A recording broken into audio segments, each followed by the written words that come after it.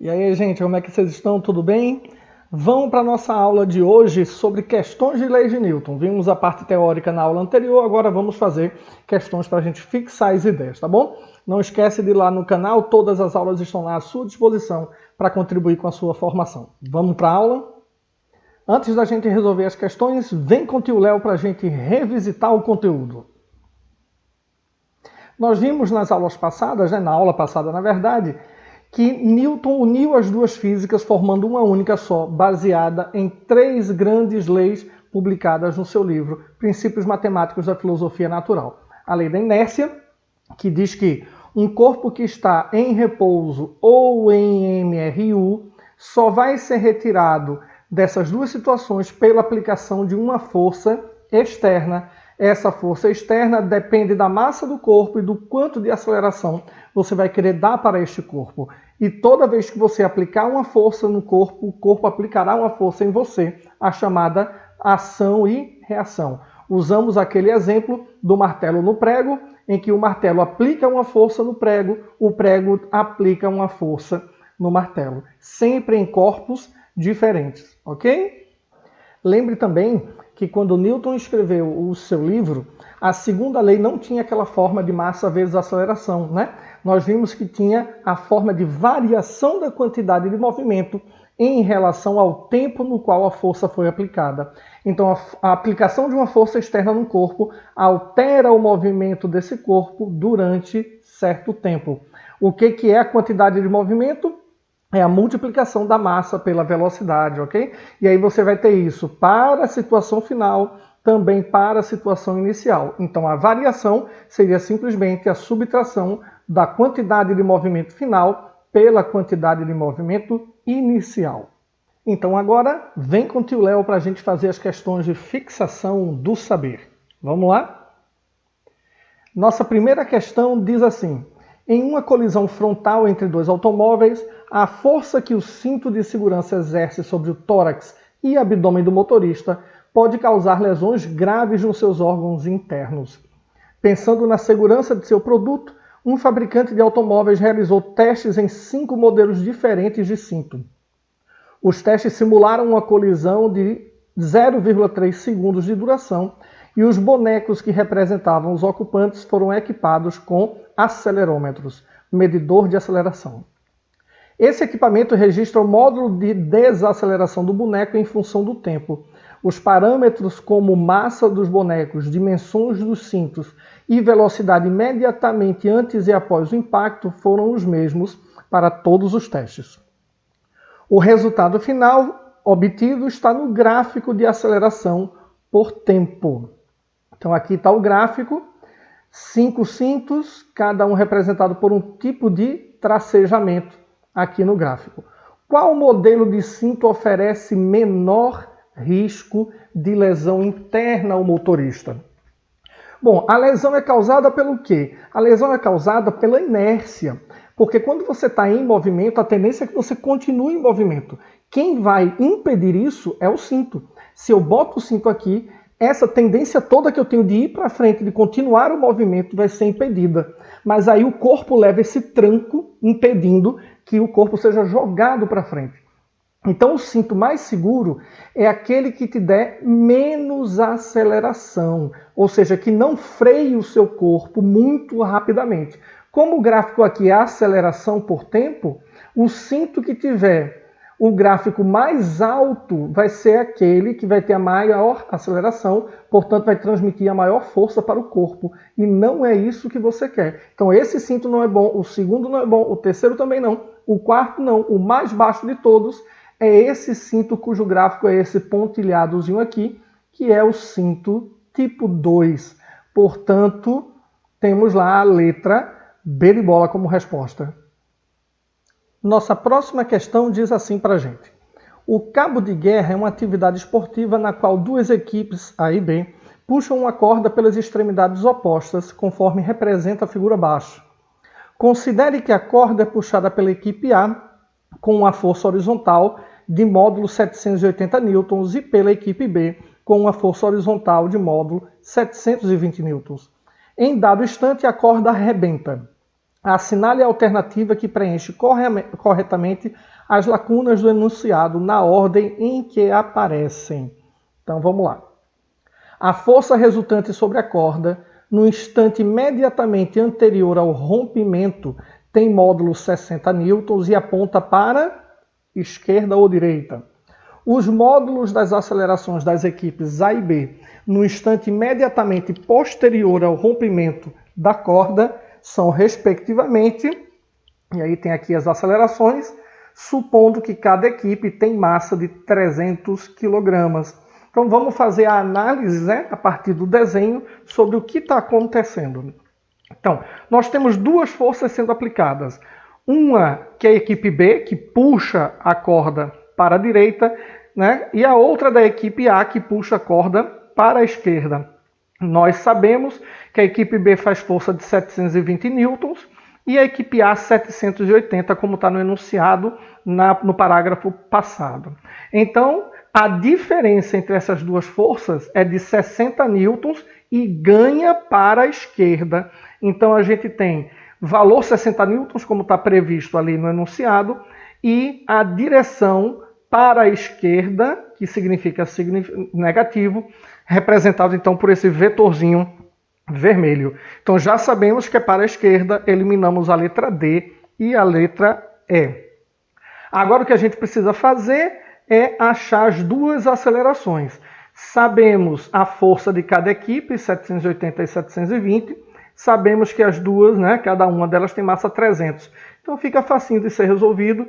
Força A, MA vezes A, para a equipe A. Substituímos os valores. 780 da força, 300 da massa. Então 300 passa dividindo. 780 por 300 vai dar 2,6 para a equipe A. Na equipe B, força B, massa B, aceleração B. Sabemos que a força é 720, a massa também é 300. Passamos o 300 dividindo, encontraremos a aceleração de 2,4. Portanto, letra B de bola. Força resultante é para a esquerda, a aceleração de A, a aceleração de B. Nossa próxima questão diz assim para a gente. Aplica-se uma força de 20 newtons a um corpo de massa M. O corpo desloca-se em linha reta com velocidade que aumenta 10 metros por segundo a cada 2 segundos. Qual o valor em quilograma da massa M?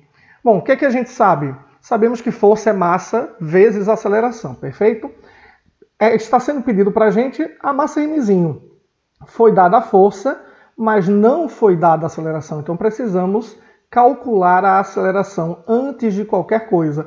Aí lembre que a aceleração é ΔV por ΔT, variação de velocidade por variação de tempo.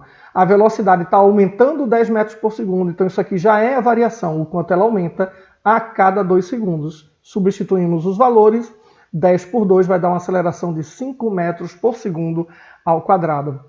Agora basta a gente substituir os valores com a aceleração que nós encontramos, 20 da força que foi dado aqui no enunciado, 5 da aceleração. O 5 que multiplica m vem para baixo do 20 dividindo, 20 dividido para 5, encontramos a massa de 4 kg, letra B de bola. Nossa próxima questão teórica, diz assim. A respeito do conceito de inércia, pode-se dizer que, letra A, inércia é uma força que mantém os objetos em repouso ou em movimento com velocidade constante. Inércia não é força. Inércia é uma tendência de manutenção de duas situações, repouso ou MRU, mas não é força. Letra B. Inércia é uma força que leva todos os objetos ao repouso. Não, inércia é uma tendência, ela não é força, não consegue interferir no movimento dos corpos. Letra C. Um objeto de grande massa tem mais inércia que um objeto de pequena massa. É verdade? Sim, é verdade. Quanto mais massa um corpo tem, maior é a tendência que ele tem de ficar parado ou de ficar em movimento retilíneo uniforme. Então você vai precisar de uma força maior para mexer, para alterar a inércia de corpos com grande massa. Então já sabemos que é a letra C. E a letra D diz que objetos que se movem rapidamente têm mais inércia que os objetos que se movem lentamente. Não tem nada a ver, seria com a massa. Mais massa, mais inércia. Menos massa, menos inércia. Então não esqueça, a inércia é uma medida direta, né, da massa do corpo e vice-versa. Quanto mais massa, mais inércia. Por isso, um corpo que tenha mais massa terá também mais inércia e aí, portanto, será necessária uma força maior para modificar a quantidade de movimento desse objeto. Ficamos, portanto, com letra C, já que A, B e D são falsas, ok? Bem tranquila, né? Nossa próxima questão diz assim, também teórica, com relação às leis de Newton, analise as proposições. Primeira proposição. Quando um corpo exerce força sobre outro, este reage sobre o primeiro com uma força de mesma intensidade, mesmo valor, mesma direção, em cima da mesma linha reta e mesmo sentido. Não, não e não. É sentido contrário. Perfeito? Ação e reação. Tem o mesmo valor, mesma direção, mas sentido contrário. Afirmativa 2. A resultante das forças que atuam em um corpo de massa m é proporcional à aceleração que este corpo adquire. Né, gente? Força igual a massa vezes a aceleração. Então, a 2, verdadeiríssima. A 3. Todo corpo permanece em seu estado de repouso ou de movimento retilíneo uniforme, as duas situações de inércia, a menos que uma força resultante, agindo sobre ele, altere a sua velocidade. Verdade? Exatamente. A gente só sai da situação de repouso e MRU, que são as situações de inércia, quando uma força externa age sobre o corpo, modificando a velocidade desse corpo. Quarta afirmativa, a intensidade, a direção e o sentido da força resultante agindo em um corpo é igual à intensidade, à direção e o sentido da aceleração que este corpo adquire. Está errado. Por que está errado? Quando ele diz intensidade, intensidade é valor. Ele está dizendo que a força tem o mesmo valor da aceleração. Não é porque tem o fator massa. Agora é verdade que a aceleração e a força causada, né, a força que causa essa aceleração, tem a mesma direção e tem o mesmo sentido. Mas não vão ter o mesmo fator, o mesmo valor, porque existe o fator massa na equação. Então essa daqui também é falsa. Verdadeiras só 2 e 3, afirmativa da letra B. Agora vem com o Tio Léo para as questões de aprofundamento. Vamos trabalhar a mente um pouco mais. Vamos lá? Vamos lá para a nossa primeira questão de aprofundamento. Fazendo compras no supermercado, um estudante utiliza 2 carrinhos. Empurra o primeiro, de massa mzinho, com uma força F horizontal, o qual, por sua vez, empurra outro carrinho de massa mzão sobre um assoalho plano e horizontal. Se o atrito entre os carrinhos e o assoalho puder ser desprezado, pode-se afirmar que a força que está aplicada sobre o segundo carrinho é... Então vamos pensar um pouquinho aqui. Vamos tentar esquematizar o que foi dito no enunciado, né? Então a gente tem 2 carrinhos, vou pintando um de verde e outro de laranja para diferenciar, porque a massa de um é diferente da massa do outro, né? O primeiro tem massa mzinho, o segundo tem massa mzão. Então o que é que vai acontecer aqui? Você vai empurrar o bloco verde, que por sua vez empurra o bloco laranja. Então aqui eu tenho uma força que o bloco verde faz no bloco laranja. Se o verde faz uma força no bloco laranja, então o laranja vai reagir, né? Vai ter a força que o laranja fará no bloco verde. O que está sendo pedido é essa daqui. Perceba então que esses 2 aqui são um par, ação e reação. Elas vão ter o mesmo valor e sinal contrário, porque uma é para a direita e a outra para a esquerda, ok? Então a força resultante disso tudo, desse sistema todo, é a massa do sistema pela aceleração de tudo junto, porque eles se movimentam juntos, né? Fazendo as substituições, você tem F, que é a força externa, para o lado positivo, FLV para o lado negativo, FVL para o lado positivo. Então as 3 aqui, a massa do sistema, mzinho mais mzão, vezes a aceleração do nosso sistema, ok?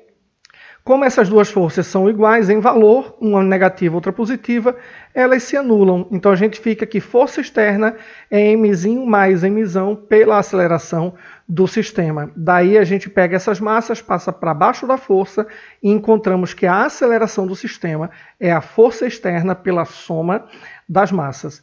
E agora o que é que a gente faz? Vai analisar só o bloco laranja. O bloco laranja só sente uma única força. Então isso significa que essa força daqui é a força resultante dele.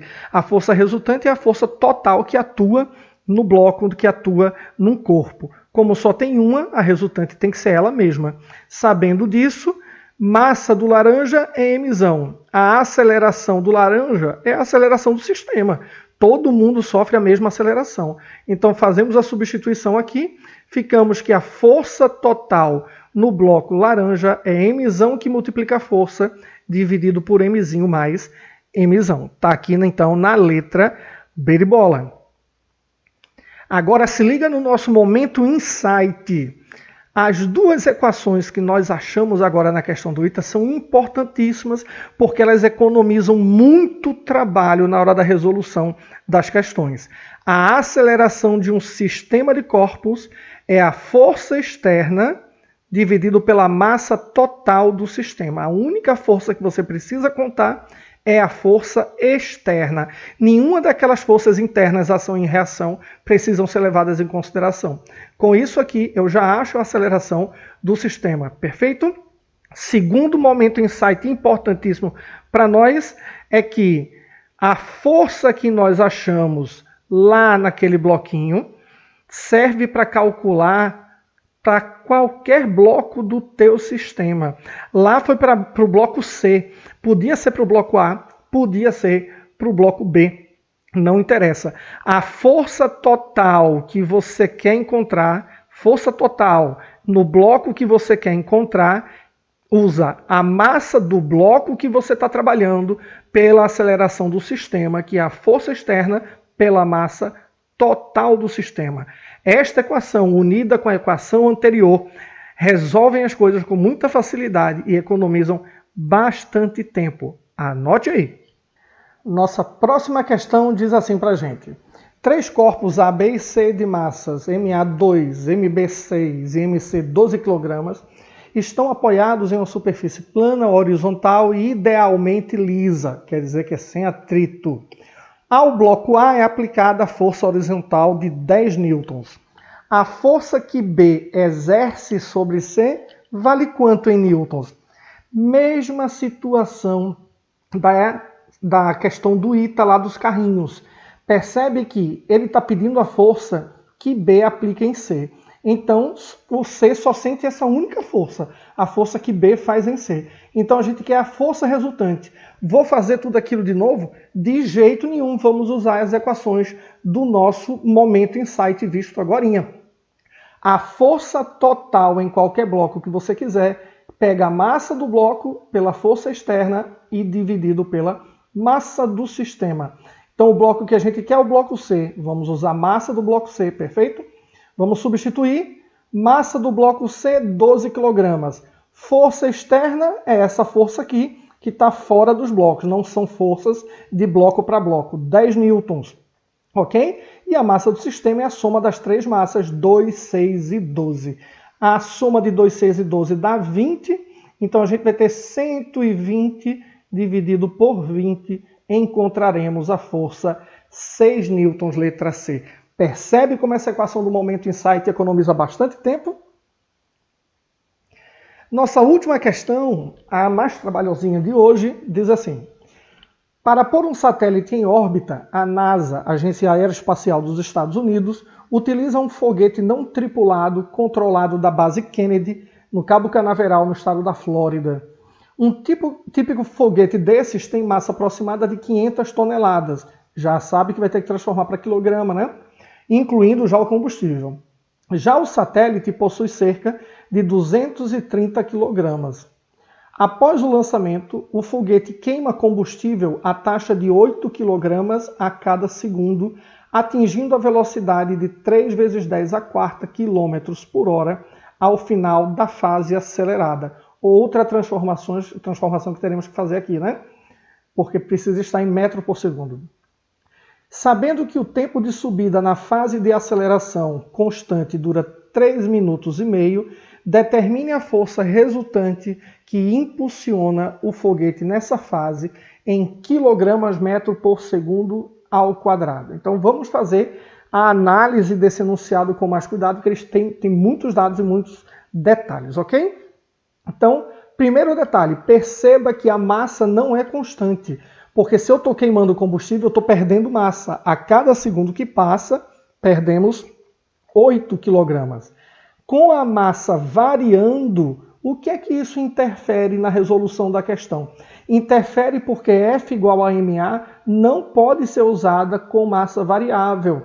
Ela só funciona quando a massa do teu sistema, a massa do bloco que você está analisando é constante. Então a gente precisa de uma outra ferramenta. Qual é a outra ferramenta que a gente vai usar? Está aqui repetido o enunciado. A outra ferramenta que a gente vai usar é a equação da segunda lei de Newton na forma completa dela. A força resultante faz o movimento variar durante certo tempo, ok? E é isso aqui que a gente vai usar, porque aqui a massa pode variar. Então aqui não tem problema da gente ter um sistema desse jeito. Então vamos lá substituir os valores e ver o que é que aparece, né? Variação da quantidade de movimento é a quantidade de movimento final menos a quantidade de movimento inicial. Então eu tenho massa, velocidade menos massa inicial, velocidade inicial. Olha aqui a variação da massa. Ó. Então eu posso usar sem problema algum, perfeito? Então vamos achar logo as massas inicial e final. A massa inicial é facinho, porque você tem 500 toneladas já lá indicado, cada tonelada tem 1.000 kg, né, gente? E a massa do satélite de 230 kg. Portanto, 500 mil quilos mais 230, nós temos a massa inicial como 500.230 kg. A massa final é um pouquinho mais chatinha de achar. Como é que a gente vai fazer essa massa final? Vamos analisar o que está ali. 8 kg perdido a cada segundo. E aí a gente sabe que a cada segundo perdendo 8 kg e identificando que o tempo a ser usado são 3 minutos e meio, a gente vai fazer uma regrinha de 3, né? 3 minutos e meio dá 210 segundos, né? 3 minutos, 60, 60, 60, 180. Meio minuto dá 30, 180 mais 30, 210. Regrinha de 3, a gente faz m vezes 1 e 8 vezes 210. Encontramos que a massa perdida, né, a massa que diminuiu por conta da queima do combustível, é 1.680 kg. Sabendo disso, pegamos a massa inicial e tiramos essa massa que foi perdida. Resta, portanto, a massa de 498.550 kg. Achamos, portanto, as duas massas, ok? As velocidades que também precisaremos, ó. Velocidade, velocidade. A velocidade inicial é 0. Por quê? Porque o foguete estava parado antes de ser lançado. Então, esse pedaço aí eu não preciso me preocupar. Mas a velocidade final eu tenho, 3,6 vezes 10 a quarta, mas está em quilômetros por hora. Perfeito? Então, o que é que a gente vai fazer? Faz uma divisãozinha simples por 3,6. Feita essa divisão por 3,6, a gente vai encontrar 1 vezes 10 a quarta metros por segundo. É essa velocidade que nós iremos utilizar. Então agora, tiramos a parte que tem a velocidade inicial na nossa equação aqui, já que ela é 0, então essa multiplicação vai dar 0, e vamos substituir os valores que nós encontramos, ok? Então vamos fazer a substituição das coisas que nós achamos. A massa final, 498.550 kg, achamos aqui. A velocidade final, que encontramos aqui, e o tempo, que é 210 segundos. Então vai ficar 498.550 vezes 1, vai ficar isso mesmo, dividido por 210, vai dar aproximadamente 2.374,05, 10 a quarta, né? Vamos fazer a nossa notação científica aqui, andar com a vírgula, e a gente vai encontrar o valor com a notação científica de 2,4. Então andamos aqui, ó, 1, 2, 3. veio para cá 2,37 e aproximadamente 2,4. Como andamos 3 casas, eu vou ter que somar mais 3 casas aqui, fica 10 a sétima. E qual é o detalhe? Força é medida em Newton, mas ele pediu em quilograma por metro segundo ao quadrado. Não tem problema, meu querido.